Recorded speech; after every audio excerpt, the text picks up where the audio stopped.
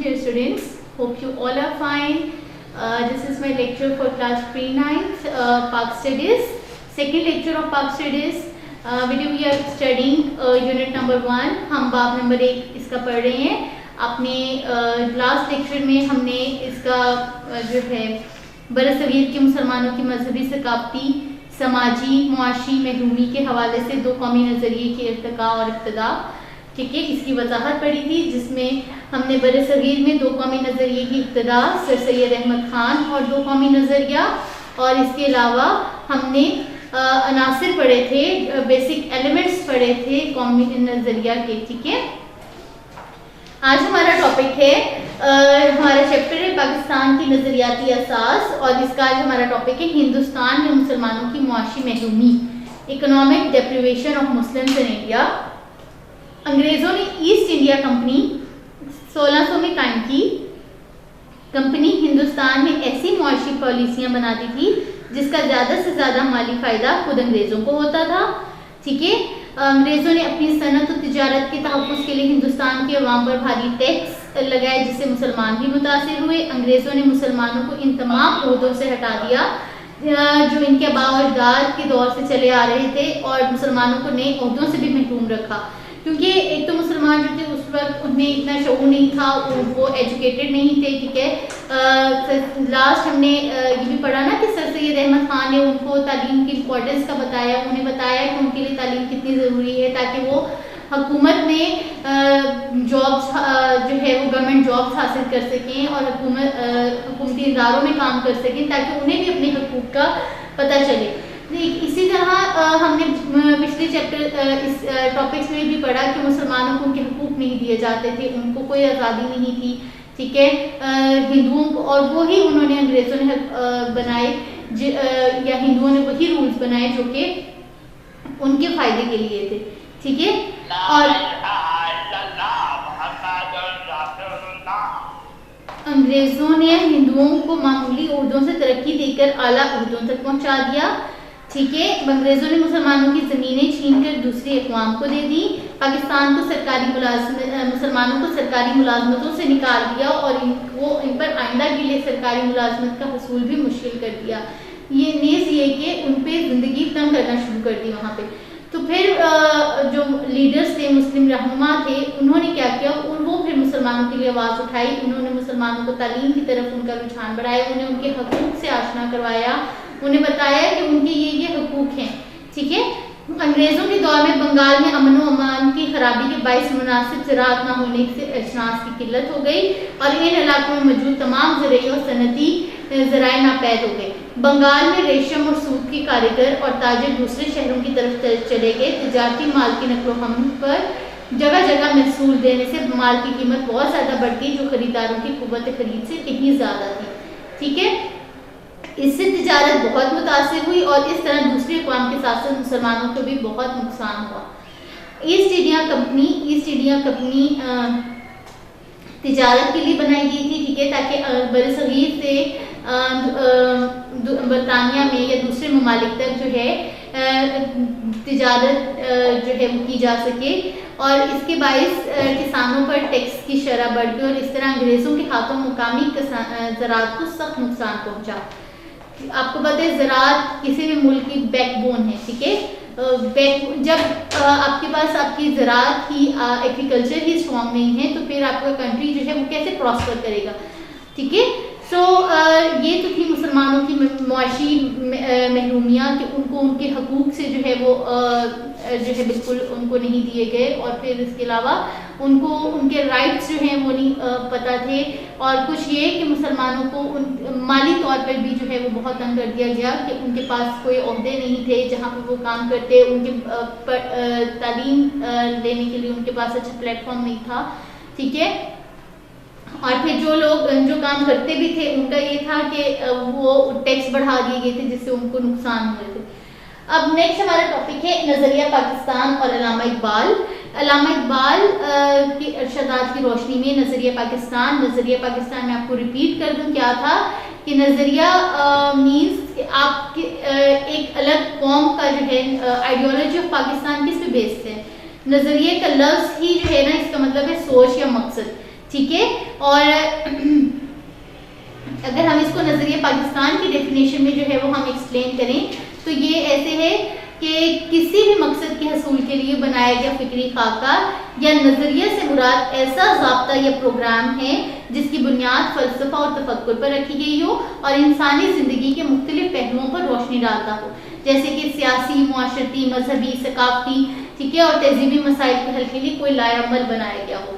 تو ہمارے نظریہ کی کیا عناصر تھے؟ عقائد و عبادات، اس کے علاوہ ہمارے تھے عدل و انصاف، اخوت، بھائی چارہ، ٹھیک ہے، اور مساوی برابری کا جو درجہ دیا گیا. ہم نے پریویس ٹاپکس میں یہ پڑھے کہ ہمارے نظریے کے یہی بتایا گیا نا کہ ایک ایسا پوائنٹ جس پہ ایک قوم کو اکٹھا کیا جا سکے. تو یہ سب پوائنٹس تھے، اور عدل و انصاف، قانون کی حکمرانی. ٹھیک، اب ہم پڑھنے جا رہے ہیں کہ علامہ اقبال اور قائد اعظم کی روشنی میں نظریہ پاکستان کی وضاحت کیسے کی گئی ہے.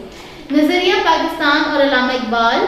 علامہ اقبال برصغیر کے ان مسلم رہنماؤں میں سے ایک ہیں جنہوں نے مسلمانوں کو الگ ریاست کا تصور دیا، ٹھیک ہے، اور اپنی شاعری کے ذریعے مسلمانوں کو بیدار کیا. مینز ایسے تھا نا کہ ان کو ان کے رائٹس کا نہیں پتا تھا، ان کو نہیں پتا تھا کہ ان کے لیے یہ سب چیزیں بھی کتنی ضروری ہیں، جیسے کہ انگریزوں اور ہندوؤں نے جو ہے وہ آگے بڑھ کے، اسی لیے تو وہ زیادہ ویل ڈیولپڈ ہے کیونکہ انہوں نے اپنے نوجوان نسل کو شروع سے ہی تعلیم کی طرف لگایا، ٹھیک ہے، اور ان کو جو ہے وہ ٹیکنیکل فیلڈس میں انہیں آگے لے کے آئے. تو پہلے پہل آپ بھی ہندو مسلم اتحاد کی، مطلب شروع میں علامہ اقبال بھی چاہتے تھے کہ ہندو اور مسلمان ایک ہی قوم ہے، ٹھیک ہے، برصغیر میں اتنا عرصہ اتنے سالوں تک رہے ہیں، لیکن ایسا نہیں تھا. ٹھیک ہے، بعد میں انہیں اس بات کا 1857 کی جنگ آزادی کے بعد انہیں اس بات کا احساس ہو گیا کہ ہندو اور مسلمان دو الگ قومیں ہیں، یہ اتنے سال اکٹھے رہنے کے باوجود بھی ایک نہیں ہو سکتے. کیوں نہیں ایک ہو سکتے؟ کیونکہ ہماری روایات، ہماری زبان، ہماری جو ہے ہمارے اقتدار جو ہے وہ ان سے ڈفرینٹ ہے. ایسے ہی ہے کہ ہندو جو ہے ان کے رسم و رواج، ان کے مذہبی جو ہیں وہ بھی مختلف ہیں، ہماری مذہبی جو ہیں رسومات وہ مختلف ہیں، ٹھیک ہے. اور وہ ہندوؤں کی تنگ نظری نے جلد ہی علامہ اقبال کو اس بات پر سوچنے میں مجبور کر دیا کہ مسلمان اپنے لیے الگ وطن کا مطالبہ کریں.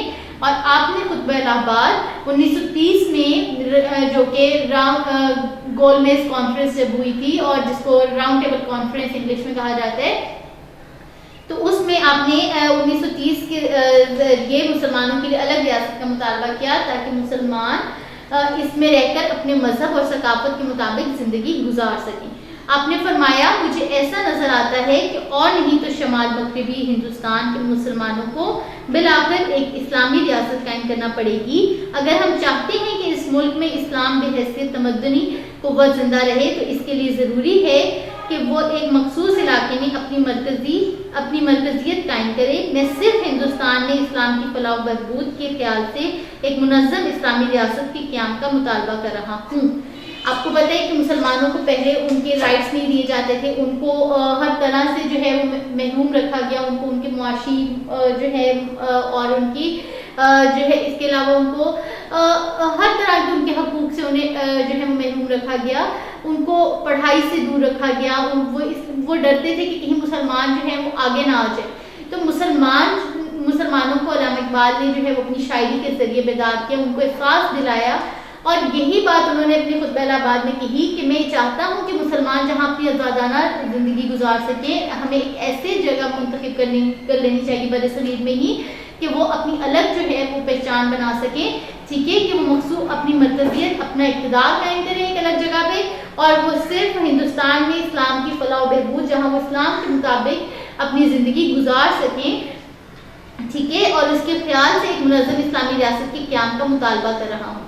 برصغیر میں چونکہ دو الگ قومیں آباد تھیں، ایک ہندو اور ایک مسلمان، ٹھیک ہے، اس لیے علامہ محمد اقبال مسلمانوں کو ایک بڑی اور الگ قوم کی حیثیت سے اجاگر کرنا چاہتے تھے. وہ سمجھتے تھے کہ سیاسی، سماجی اور معاشی تحفظ کے لیے ضروری ہے کہ ان کے لیے ایک الگ ریاست ہو. ٹھیک، اب یہ تو ہو گیا علامہ اقبال کے ارشادات کی روشنی میں. اس کے علاوہ انہوں نے یہ بھی بتایا مسلمانوں کو کہ مسلمان ایک ہیں، اور انہوں نے اپنی جو ہے جس میں انہوں نے کسی کاسٹ، کلر، کریڈ کا جو ہے وہ ڈسکریمنیشن کے بغیر جو ہے انہوں نے کہا تھا کہ مسلمان ایک قوم ہے، وہ جو ہے بھائی چارہ کی جو ہے وہ ایک مثال پیش کرتے ہیں. تو نظریہ پاکستان اور قائد اعظم جو ہے اب ان کے ارشادات کی روشنی میں ہم دیکھ لیتے ہیں کہ انہوں نے نظریہ پاکستان کو کس طرح سے بیان کیا. تاریخ میں کچھ ایسی شخصیات ملتی ہیں جنہوں نے اقوام کی تقدیر کو ہی بدل کر رکھ دیا. قائد اعظم محمد علی جناح برصغیر کی ان شخصیات میں سے ایک ہیں جنہوں نے برصغیر کے مسلمانوں کی تقدیر کو بدل کر رکھ دیا. قائد اعظم محمد علی جناح دو قومی نظریے کے زبردست حامی تھے. حامی مینس فیور میں تھے ان کے, ٹھیک ہے, کیونکہ انہیں شروع سے ہی نظر آتا تھا کہ مسلمان اور ہندو دو الگ قومیں ہیں. آپ نے جیسے ہم نے پریویس بھی لیکچرز میں آپ نے پڑھا اور سنا ہوگا, آپ اس بک اس چیپٹر کو ریڈ کریں گے تو آپ کو پتا ہوگا کہ انہوں نے مسلمانوں پہ کیا ظلم کیے. انہیں ان کی عبادات کرنے کی اجازت نہیں تھی, ٹھیک ہے, ان کو جو ہے ان کو کہیں ہر طرح سے ان کو روک ٹوک کی گئی, ٹھیک ہے. آپ نے اس سلسلے میں فرمایا قومیت کی جو بھی تعریف کی جائے, مسلمان اس تعریف کی روح سے الگ قوم ہیں. وہ اس بات کا حق رکھتے ہیں کہ اپنی الگ مملکت قائم کریں. مسلمانوں کی یہ خواہش ہے کہ وہ اپنی روحانی, تمدنی, اقتصادی, معاشرتی اور سیاسی زندگی کی مکمل نشو و نما کریں اور اس مقصد کے لیے جو طریقہ اپنانا چاہیں وہ اپنائیں, ٹھیک ہے. پھر قرارداد لاہور 23 مارچ 1940 لاہور ریزولوشن, ٹھیک ہے, اس کے موقع پر آپ نے خطبہ صدارت دیتے ہوئے فرمایا کہ ہندو اور مسلمان تو علیحدہ مذاہب سے تعلق رکھتے ہیں جو بالکل مختلف عقائد پر قائم ہیں اور مختلف نظریات کی عکاسی کرتے ہیں. دونوں اقوام کے ہیروز, رزمیاں, کہانیاں اور واقعات ایک دوسرے سے مختلف ہیں. لہٰذا دونوں قوموں کو ایک لڑی میں اکٹھا کرنے کا مقصد برصغیر کی تباہی ہے, کیونکہ یہ برابری کی سطح پر نہیں بلکہ اقلیت کی بنا اور اکثریت کے روپ میں موجود ہیں. برطانوی حکومت کے لیے بہتر ہوگا کہ ان دونوں قوموں کے مفادات کو مد نظر رکھتے ہوئے برصغیر کی تقسیم کا اعلان کرے, جو کہ تاریخی اور مذہبی لحاظ سے صحیح قدم ہوگا. 29 دسمبر 1940 کو احمد آباد میں خطاب کرتے ہوئے قائد اعظم نے فرمایا پاکستان صدیوں سے موجود رہا ہے. شمال مغرب مسلمانوں کا وطن رہا ہے. ان علاقوں میں مسلمانوں کی آزاد ریاستیں قائم ہونی چاہیے تاکہ وہ اسلامی شریعت کے مطابق اپنی زندگی بسر کر سکیں. پاکستان بننے کے بعد آپ نے فرمایا ہمیں پنجابی, سندھی, بلوچی, پٹھان کے جھگڑوں سے بالا تر ہو کے سوچنا چاہیے. ہم صرف اور صرف پاکستانی ہیں. اب ہمارا فرض ہے کہ پاکستانی بن کر زندگی گزاریں. اس کے علاوہ اپنی اقلیتوں کو تحفظ دینے اور برابری کے حقوق دینے کا اعلان کیا. یہی اسلام کی بنیادی تعلیمات ہیں. آپ کو پتہ ہے ہمارا جو فلیگ ہے, ہمارا فلیگ کس چیز کو ریپرزینٹ کرتے ہیں؟ 2 کلرز ہیں ہمارے فلیگ میں, وائٹ اینڈ گرین. تو white is for minorities and green is for majorities, ٹھیک ہے.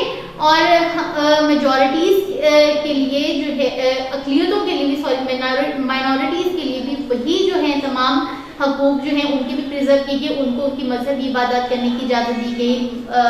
آپ کو پتہ ہے کہ ہر سٹی میں آلموسٹ جو ہے ان کے لیے, ان کی عبادات کے لیے جو ہے وہ بنایا گیا ہے, ٹھیک ہے. ان کے مقدس مقامات جو ہیں ان کو محفوظ رکھا گیا. گورنمنٹ جو ہے وہ اس کو پریزرو کرتی ہیں ان کی بھی. So Allama Iqbal was of the view, وہ یہ سمجھتے تھے کہ مسلمس کہ due to Islam form a millat, کہ مسلمان ایک ملت ہے, and their power and strength, اور ان کی طاقت جو ہے وہ کس چیز پہ ڈیپینڈ کرتی ہے؟ ڈیپینڈ اونلی آن اسلام. اور انہوں نے اپنی پوئٹری میں بھی اس بات کو ایکسپلین کیا ہوا ہے. اپنی ملت پر قیاس اقوام مغرب سے نہ کر, خاص ہے ترکیب میں قوم رسول ہاشمی. ان کی جمعیت کا ہے ملک و نسب پر انحصار, قوت مذہب سے مستحکم ہے جمعیت تیری.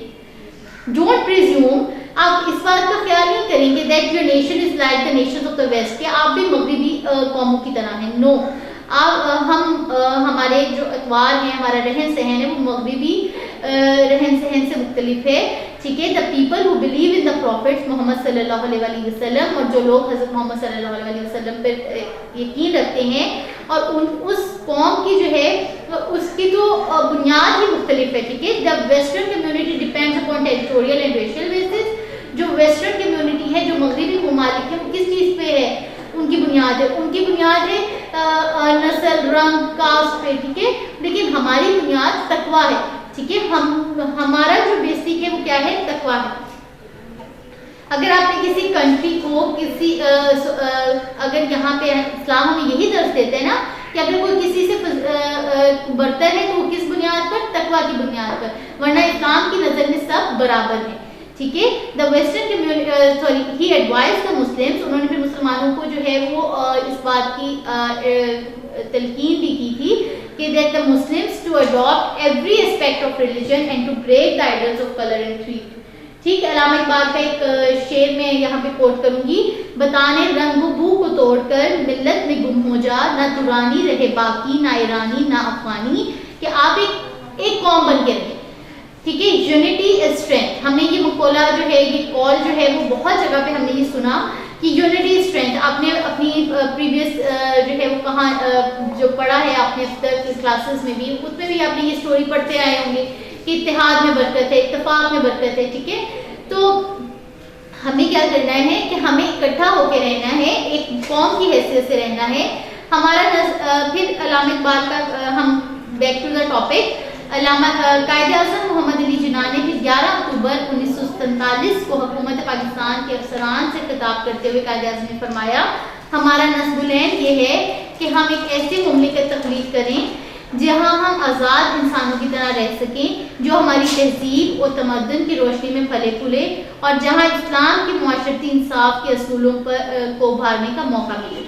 1 جولائی 1948 کو قائد اعظم نے اسٹیٹ بینک کا افتتاح کرتے ہوئے فرمایا, مغرب کا معاشی نظام انسانیت کے لیے ناقابل حل مسائل پیدا کر رہا ہے اور یہ لوگوں کے درمیان انصاف قائم کرنے میں ناکام رہا ہے. ہمیں دنیا کے سامنے ایک ایسا معاشی نظام پیش کرنا چاہیے جو اسلام کے صحیح تصور, مساوات اور سماجی انصاف کے اصولوں پر مبنی ہو. مینس کہ جو سود سے پاک ہو. ہمیں ایک ایسا نظام قائم کرنا چاہیے جو اسلام کی تعلیمات کے اکارڈنگ ہو, تاکہ ہمارے لیے دنیا اور آخرت میں بھلائی ہو. مشقی سوالات ہیں. آپ کا یہ چیپٹر تو ختم ہو گیا یہاں پہ, اور اس کے بعد ہیں آپ کے مشقی سوالات. کانگریسی وزارتوں کا فرسٹ آف آل ہے درست جواب پر نشان لگائیں. کانگریسی وزارتوں کا دور کب سے کب تک رہا. اس کے بعد اس میں آپ کے پاس آپشنز دیں گے 1933 to 35, 1941 سے 43, 1939 to 41 and 1937 to 39. تو آپ نے اپنی پریویس اس میں لیکچرز میں پڑھا ہوگا کہ کانگریسی وزارتوں کا دور کب سے کب تک رہا. کب سے کب تک رہا تھا, اس میں آپ کا آنسر ہے 1937 to 39. قرارداد لاہور 1940 میں خطبہ صدارت دیا قائد اعظم محمد علی جناح نے. ایم اے او اسکول اور کالج قائم کیا سر سید احمد خان نے. ایم اے او ایبریویشن ہے محمد اینجلو اسکول. ٹھیک ہے. Angelo oriental school. 1867 میں جب بنارس میں ہندوؤں کی مسلم دشمنی کھل کر سامنے آئی, جس پر سر سید احمد خان نے واضح اعلان کیا کہ مسلمان اور ہندو الگ الگ قومیں ہیں. ٹھیک ہے. نیکسٹ از نظریہ پاکستان کی بنیاد کیا ہے. اسلامی نظریہ حیات. 1930 میں مسلمانوں کو الگ ریاست کا تصور دینے والی شخصیت کون ہے. علامہ محمد اقبال. قیام پاکستان کا مطالبہ کرتے وقت مسلمانوں کی سوچ تھی کہ وہ اپنے مذہب اور عقائد کے مطابق زندگی بسر کر سکیں گے. ٹھیک ہے. اس کے بعد اسی کی جو ہے خالی جگہ ہے, کالم ہے, الف بے اور مختصر سوالات اور تفصیلی جوابات ہیں. بیٹے آپ کے اسی چیپٹر میں آپ کو یہ سب مل جائیں گے. ٹھیک ہے. You have to read the chapter thoroughly. آپ نے اس کو ڈیٹیل میں اس چیپٹر کو پڑھنا ہے. ٹھیک ہے. سمجھنا ہے اور آپ نے اس کے آنسر کویشچنس کو لرن کرنا ہے. Take care. Thank you very much. اللہ حافظ.